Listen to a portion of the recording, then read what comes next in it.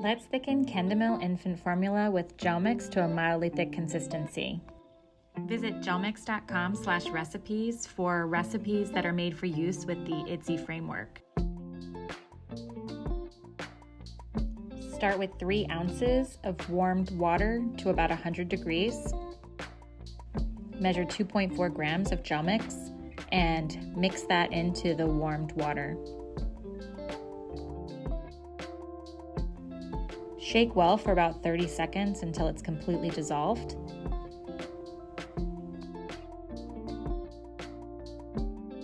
Now add your powder formula. In this case, it's 3 scoops for 3 ounces.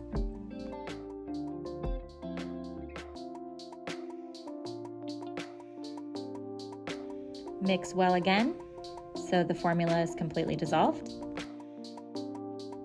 The wait time for Kendamil is 10 minutes, so we're going to set a timer for 10 minutes, and then once it goes off, you're ready to serve mildly thick level 2 consistency.